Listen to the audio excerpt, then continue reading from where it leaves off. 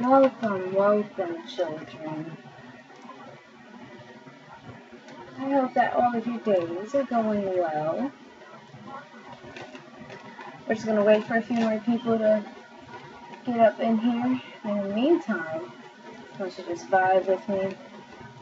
I got my kombucha, got my fruit leather, and I'm ready to talk about some modern genocide.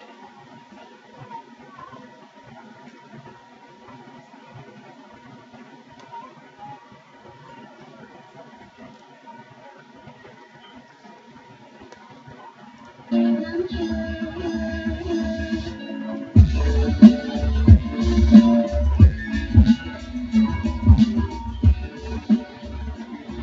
me know if you guys can hear my voice, if you can hear me well right now. Just leave a comment in the chat.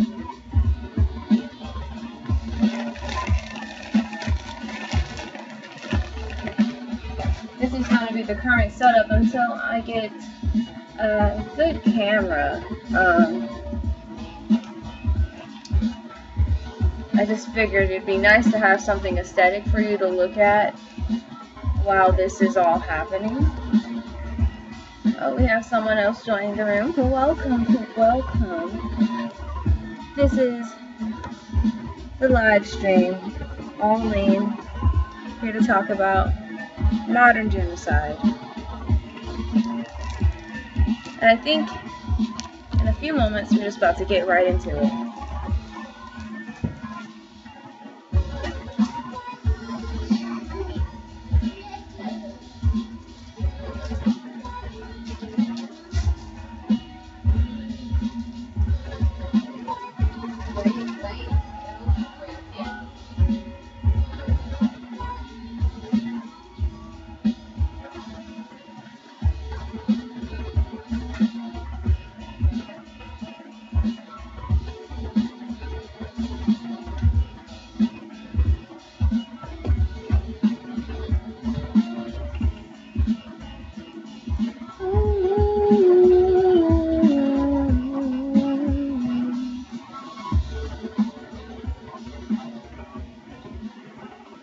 Alright, so let's just get right on into it.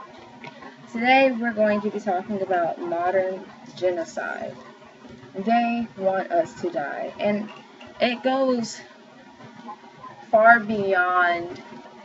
This is nothing that's recent, you know what I'm saying? Like, this has everything to do with the history and how most of our countries have been built up on.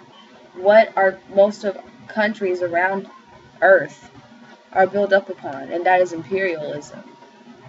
And through this imperialism comes mass genocide, genocide of cultures, genocide of peoples, and it's only developed and evolved over the millennia. Like, I mean, you can say the Holocaust was like one of the biggest ones, but when you really think about it and go back even before then, think about when the Americas were being colonized. It was genocide through neglect, genocide through sickness and pandemonium, genocide through pandemic, and then straight up just killing Native Americans. And that was the beginning of America. That's what we are based off of. You know, people we say we're based off of slavery, but it's not just that. We're based off of slavery and genocide. That is the basis of America and many other countries in this world.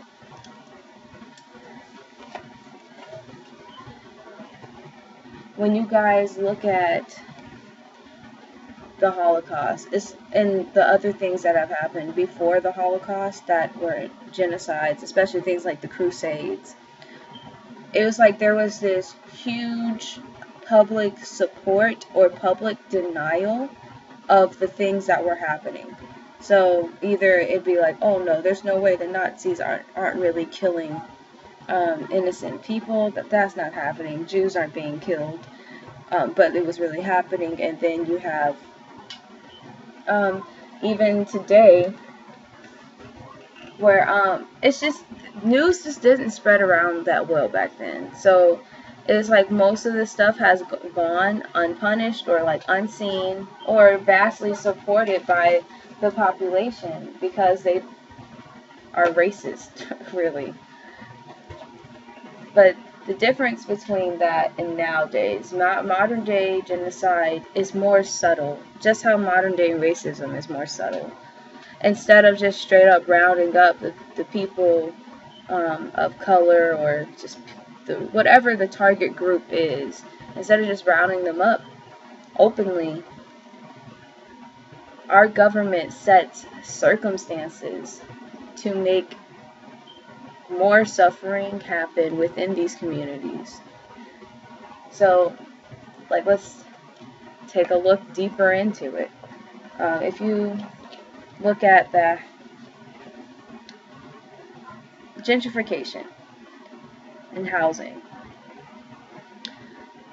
since like slaves were free, it was always hard for black people and people of a lower socioeconomic level to get a house. Just owning a house, it just seemed to be a very impossible thing. We were promised land at one point. That didn't really happen. But even when you think about the whole redlining districts and everything, it's always been made harder for us. And what happens with that is that leaves a lot of black people without property. That leaves them prone to being homeless and prone to living conditions that could make them die. And that idea has just transferred down through the generations.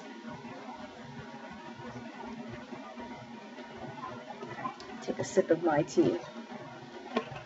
Feel free to comment at any time, if you have anything to say or add in about it.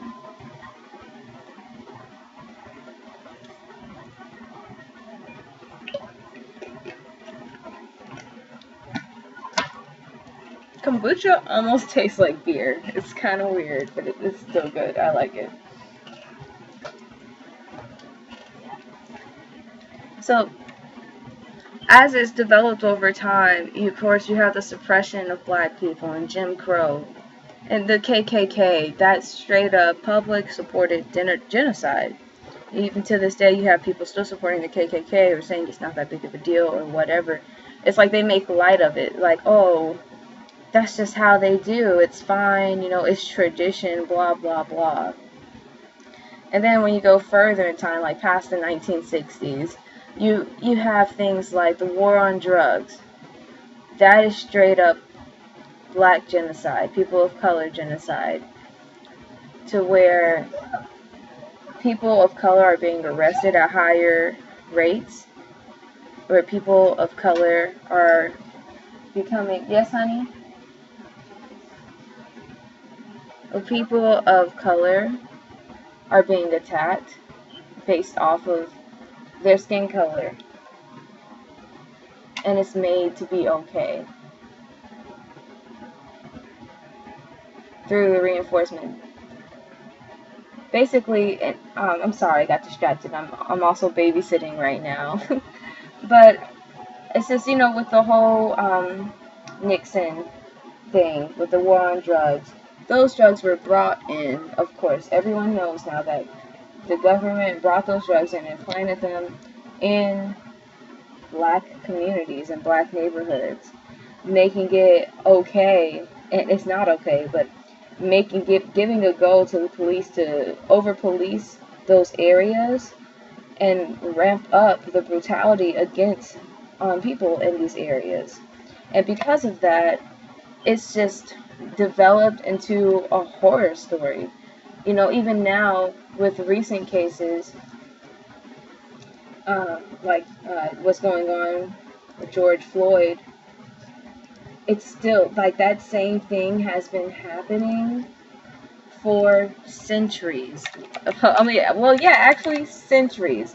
Black men being killed, aggressive force used against black people, the whole accusing us of robbery or any kind of crime. It all leads to the death of these groups of people. And then, of course, you have things the even more subtle things. I guess, like, that police brutality is not that subtle, but I'm calling it subtle just because people deny it. People still aren't able to see it.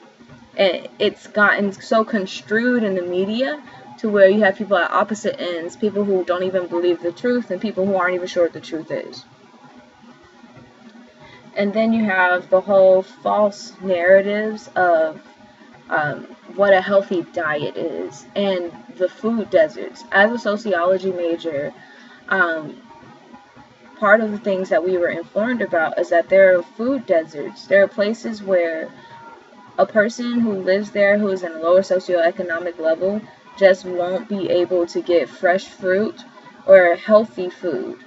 And all this there is like takeout or fast food, or like the stores literally just have rotten fruit in them. That is so prominent, especially here in Georgia in the South. It's very prominent in poor cities as well as cities that have predominantly black people in them. And even like it's just crazy because I've been to like a food depot in a place where it's like more poor people or more black people, and it's like all the fruit would be just spoiled and bruised, and it's like you don't want to eat that. And for a person who's trying to be vegan or be healthier, it is harder in these places to find alternatives. Like the Walmart that's near me, they stopped selling cashew milk. So for someone who's like needs a non-dairy, non-nut milk, you can't do that. And also, we've been lied to about our health. We've been lied to about the food pyramid and what makes a healthy diet. These companies, these meat companies, they give these donations and bribes to the Heart Association to say that it's okay to have a big chunk of steak and that's not going to affect your heart health. But it will.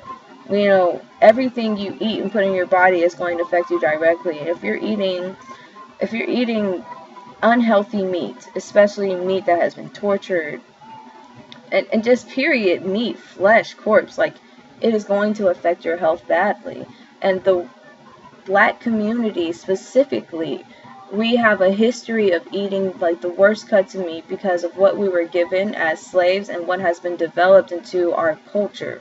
A culture of eating foods that literally give us diabetes or other conditions that kill us. I know so many older black people who I grew up with who have had strokes.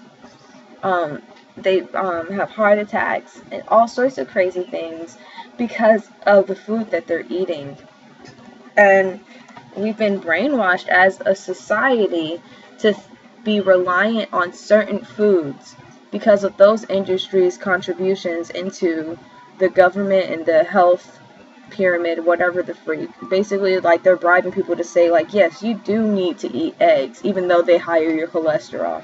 There's actually no substance, there's no, like, healthy substance in eggs. It literally is just a whole bunch of cholesterol. You can probably get some protein in there, but it's not the good kind of protein that you need. It's not a reliable source. That is definitely killing people. And even with the virus that's going around now, so many people who are in danger to getting it are those who have diabetes and heart issues and people who have had a stroke before, because it lowers your immune system. And through that, more people are dying. Literally, the people who are getting hit the hardest in this pandemic are people of color, people who don't have insurance, black people. I guess that is people of color. I'm sorry. What is it, honey? It's okay. 1 second. Oh, it's over?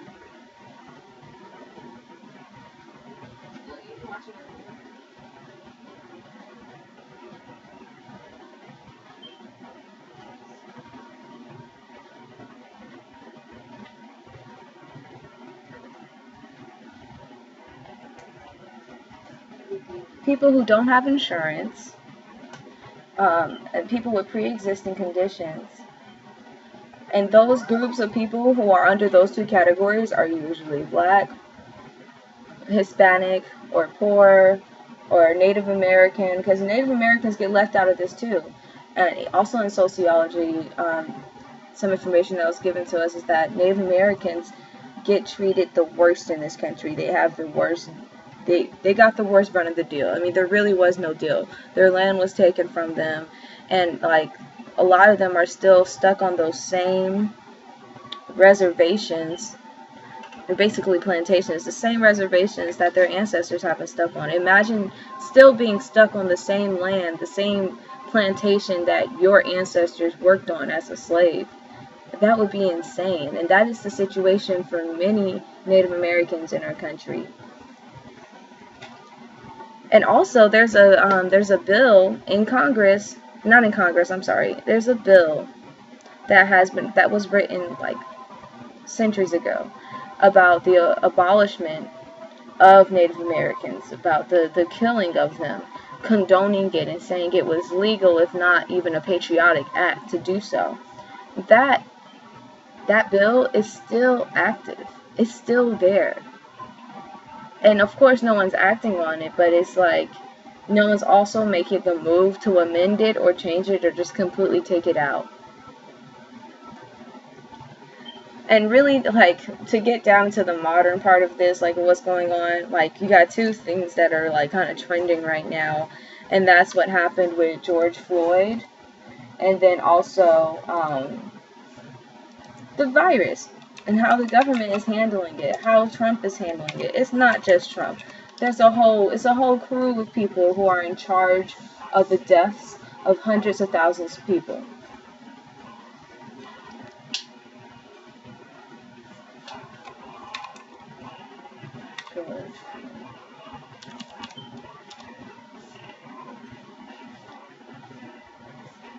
It's just, things are really heating up, and things are getting to a really tense point in our history, in our country right now.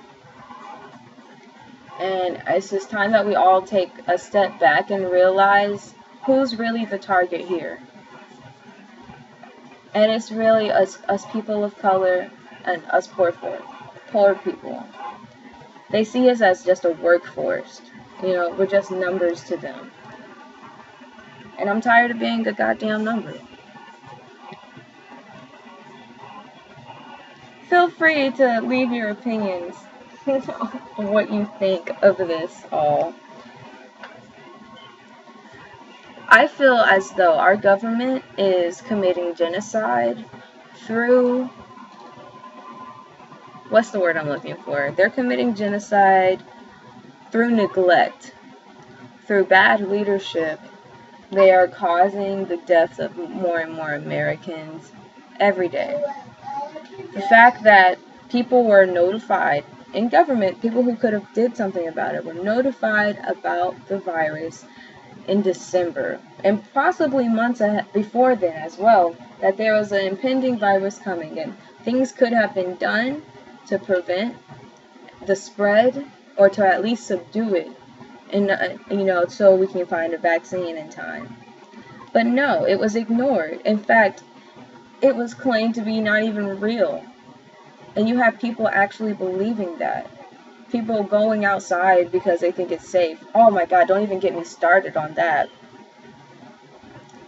It's bad enough that Trump was telling people to inject, to take medicines that are for malaria, that are needed by people who are actually infected with malaria, and can be dangerous to someone who has coronavirus or who is not infected with malaria. 2, saying that we should inject ourselves with bleach. Like, I don't know how stupid you have to be to say that, or how stupid you think the American people are to, like, really fall for that. But when you are in a place of power, it is your responsibility to be accurate. It is your responsibility to say the truth. It is your responsibility to act upon the truth in a way that is beneficial to everyone, and not just the wealthy or the donors or the Russian puppeteers who are running everything behind the scenes. I swear up and down, Putin is our government's baby daddy. Like, I'm telling you, Putin is the sugar daddy here. He's paying off everyone within our government. That's why they're so willing to give us up. That's why some people still haven't got their stimulus checks. How are they going to pay their bills? How have they been eating all these months? Like, they don't care. They don't care. I have yet to get my stimulus check. I've even gotten approved for it. I've yet to get it. I have yet to be approved for the unemployment insurance that my job signed me up for, that they said that I would be getting. I'm lucky I have a support system to back me up. But what about those people who don't? And that's what worries me. That's what keeps me up at night. What about those homeless who are in the street, who don't have an address to get a stimulus check sent to? In other countries like South Korea, they were testing people at the door. They were taking their temperatures at the door in any building you could go to, whatever grocery store or whatever. You would have to get your temperature checked before you were even allowed to go outside, if inside. And if you were abnormal with your temperature, then you wouldn't be able to come inside, and they would set it up to where you could have a delivery brought to your house of whatever you were there for in the first place. So it is possible. And you have the whole propaganda argument of, oh, well, they're infringing on our rights, they're infringing on our freedom. Well, I have an analogy for that. Let's say a building is on fire, an apartment building full of people, right? The firefighters come and they remove the people from the house in order to put the fire out and save them from the fire. But then you have some people saying, oh, I feel like my rights were infringed upon because you moved me out of the building against my will. You moved my body, and I have the free will to stand in this burning building if I want. That's basically what people are saying when they say, oh, they're infringing on our rights because they want us to stay inside. Like, they want us to stay inside because it's going to help save lives. The firefighter wants to get you out of the house because he's trying to save your life. I guess it's kind of backwards. I'm saying, like, out of the house and in the house, but you get what I'm saying. Like, it's ridiculous that the people in charge, the people who are controlling the narrative, are doing it in such a way that it's harmful and it's causing more deaths. Just for instance, in Georgia, he reopened, and that Monday after that Friday he reopened, we had 200 new cases. 200. They're not even accurately keeping it up with how many cases we're getting, so it could definitely be more. Because unlike other countries like South Korea and Switzerland, which I do have to mention that these places are more homogenous. There aren't that many black people in these places. There aren't that many people of color, so it seems as if they're looking out for each other better because they're all seen as the same. But here, it's like a free-for-all. It's like whoever can survive can, and whoever can't won't. It feels as if there's just no actual help, and they're just letting people die. Now, I know people are getting better from the virus, but because of the neglect and the misinformation, it's caused more people to get sick than what they've had to. Some people are thinking that if you don't show symptoms that you're fine and you can go somewhere, but that is another piece of misinformation, because you can be asymptomatic, you cannot show any symptoms and still infect other people. You can affect someone who is not physically prepared to handle fighting off that strong of a virus. And like that, it's monumental to understand to me, because that's contributing to the genocide. And they act as if they're just incapable, or like, oh, we just didn't know, or oops. But their oops is another 1,000 or 2,000 dead. So I can't accept it as an oops. I can't accept it as them just being ignorant. I can't accept that. I can only accept that they're purposefully making people die by misinforming them, by not having the proper care set up, by not getting these stimulus checks out better, and also by not having a clear way of getting tested and a place for homeless people to go. Food delivery, like there's so much that they could do. I'm not a politician, and yet I seem to be able to lay out a whole plan of what to do in this situation. There are a whole bunch of people on YouTube. David Pacman, you should check out his show. He's literally it's literally just common sense of what you could do to prevent this from doing it. Don't touch that, honey. Don't touch. That's a guitar. It's just ridiculous. And when it comes to this George Floyd situation, like, this is the age-old tale. Like, how many times have we heard this story? And I understand people being furious, and I understand them wanting to F some shit up, because it's to an ad nauseum, this situation with police brutality. We've talked about it over and over and over again, reiterated time and time again. And now it's like, it feels like we've made progress, because like we have awareness, but what can we do to literally stop it from happening? What can we do to stop the killing? And when I look at like Twitter and what's trending and everything, there's someone that I really like to watch. His name is Sink Uger. He's a commentator on the Young Turks, and he's literally like, I'm so sorry. I'm trying to pull this up so that you guys can see it as well. But he's literally saying, like, I reposted this too, just so, because I feel like people need to see this. Speaker Pelosi strongly condemns the murder of George Floyd. Great. But what are you going to do about it? We need, 1, federal prosecutors, not local prosecutors who work with those cops every day. 2, complete retraining of all police in the country. Train them that our lives matter. And I believe in that so hard. Like, it's just crazy how this one random person, and he's not random. I truly respect Sink Uger. I love him. I love the Young Turks. But this one person can say something so reasonable, and like, that is an actual solution.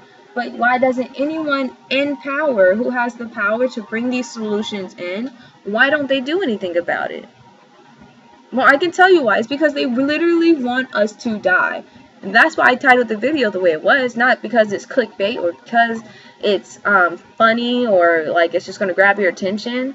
It's the truth. They literally want us to die. If they didn't want us to die, like, they'd be trying harder to save our lives. They'd be trying harder to spare our lives. The same way a white mass shooter can get gently escorted into the cop car and even get taken for a last meal at Burger King and such.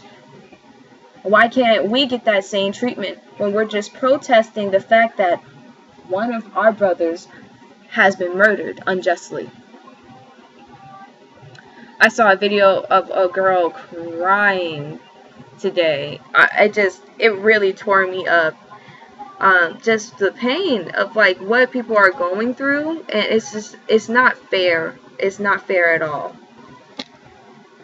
that our story still gets to be told. Like, we still get to be told that, oh, our experience isn't true or legitimate because it doesn't match what people believe, because it doesn't match the experience of the white supremacists, because it doesn't match the experience of the conservatives. This is the video.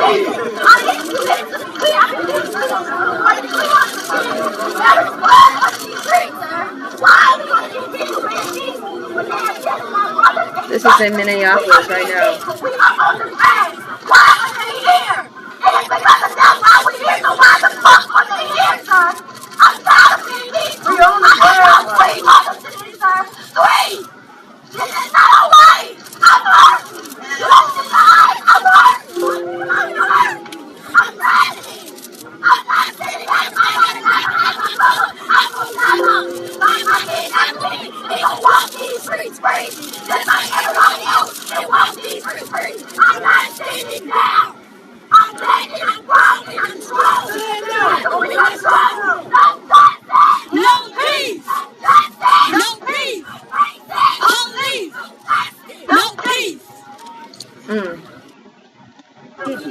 And that's the energy. That is the energy that I see everywhere right now amongst black people, people of color, people who've been advocates of this movement, of the Black Lives Matter movement.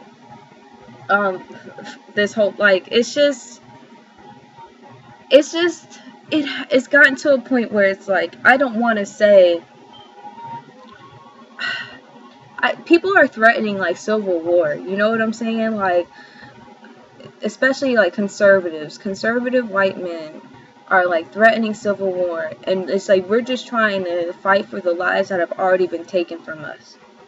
And this video really feels like it is war. It feels like it's a war on our freedom. It's a war on our just casual freaking safety.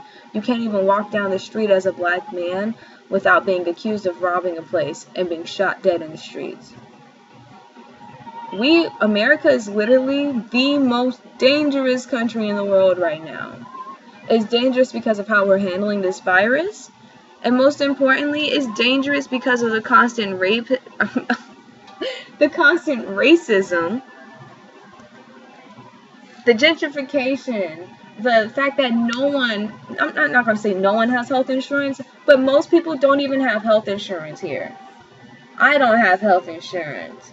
Like, that's a dangerous thing. The fact that anything could happen to me and I don't have a safety net.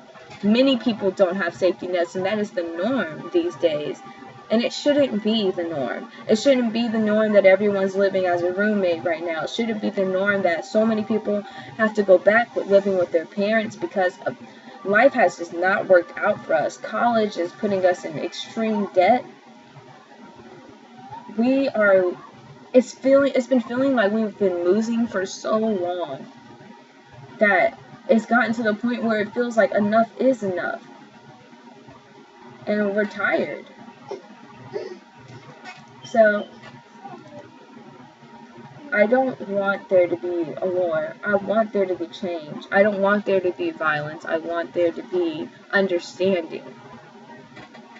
But it's hard to control the actions of others. And all you can do is control the actions of yourself. And if this actually devolves into a civil war, of course I'm on the Black Lives Matter side. I mean, I've been done wrong by the police. I've been done wrong by a black cop, for that matter. And he just didn't seem to care about Black Lives Matter. So it's really power against the masses. And on that note, I think I want to sing you guys a song to close things out. I want to thank everybody for joining this live. You know, I don't want to go on for too long, but feel free to post your comments. Like, tell me what you think about this subject. Are you willing to fight in a civil war against our government, against police forces? Especially now with the election happening, or Bernie Sanders being cheated out of another election yet again. I've never trusted the DNC, especially ever since Hillary Clinton stole the election away. Last year. Well, not last year, but last election. Don't touch that, honey. You want your tablet? And also, you guys can comment, what kind of song you want me to sing.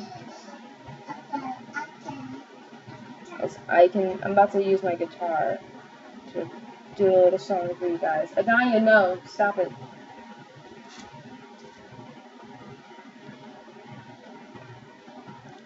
Feel free to leave a chat with me.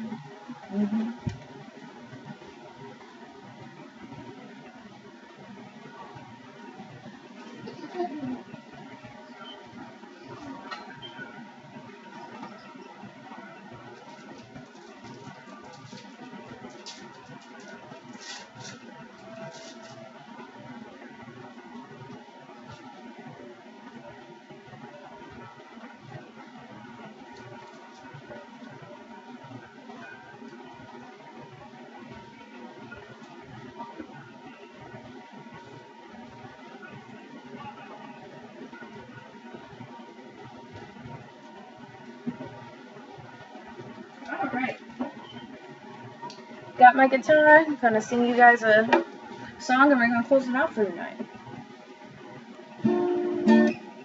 Feel free to check out my my Patreon, my SoundCloud. I'm active on Twitter now. I've been pretty against social media my whole life, but I'm learning to adapt. So please check it out. Support me. I appreciate you all for being here.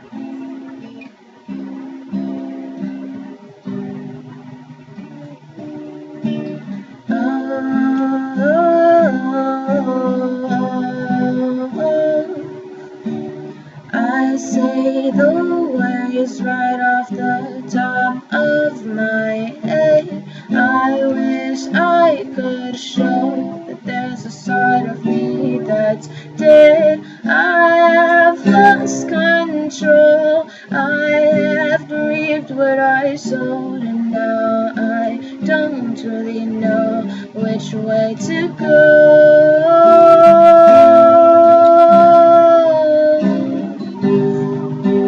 Which way to go?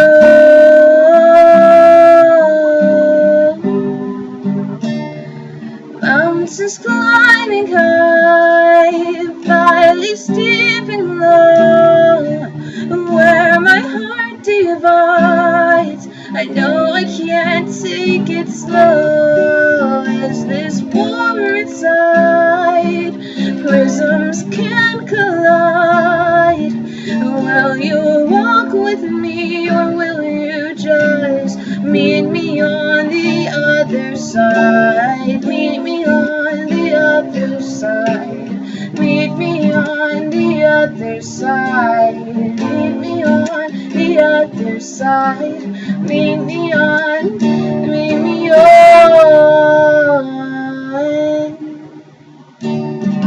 If you were just like me, you would feel the same. That truth is destiny, and I live in an objective way. And beyond what I perceive, I know that things are still happening. So I must accept what's for the best, what's not just for me.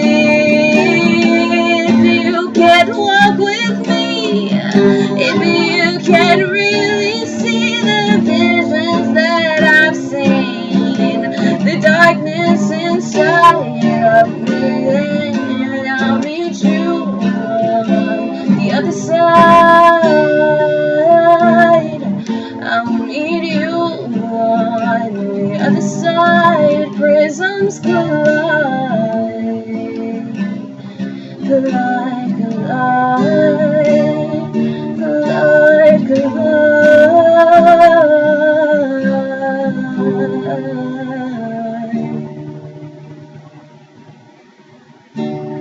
I wanna thank you all for joining me, and I'm just freely singing. I'll count to 1, 2, 3, and maybe you can sing with me. If you wanna sing more, let me know. If you wanna go far, how far will you go? If you lose control, just take a hold of what you know.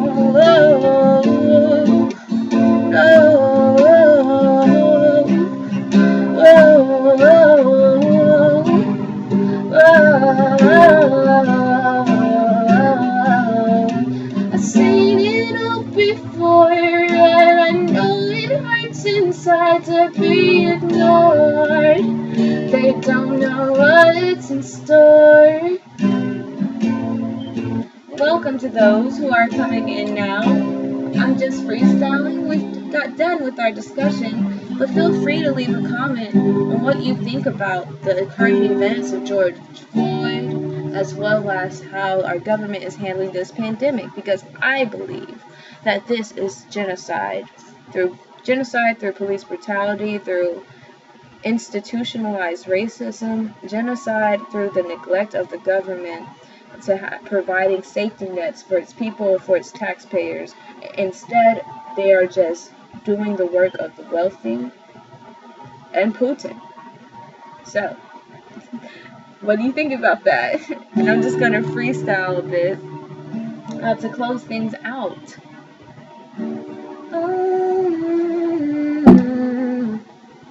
It's so funny because I'm on, like, I have another screen pulled up, so things can be weird for me, but probably not for you. Anyways, if you want to comment a subject, that I will sing about it, actually. So, you know, feel free to say something in the chat. Anything.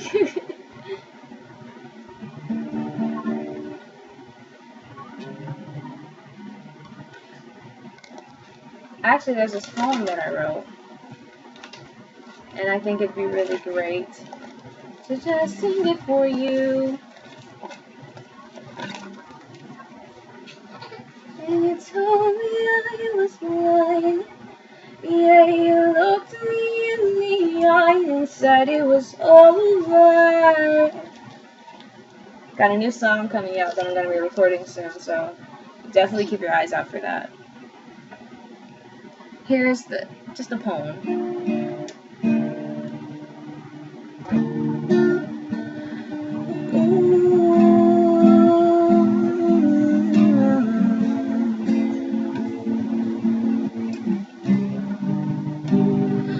We treat gravity like an enemy, like there's no limits to reality. Do we forget about duality? When we pray for abundance as deep as the sea, we crave the rise and fear the fall, forgetting that before we walked, we crawled. We crave the rise and fear the fall, forgetting that before we walked, we all crawled. Even the highest mountain has a downward slope. Life is about preparing for what you don't know. And yet we treat gravity like an enemy, like there are no limits to reality. Do we forget about duality when we pray for abundance as deep as the sea? Stop before you fall off the bed, honey. I'll stop before you hear.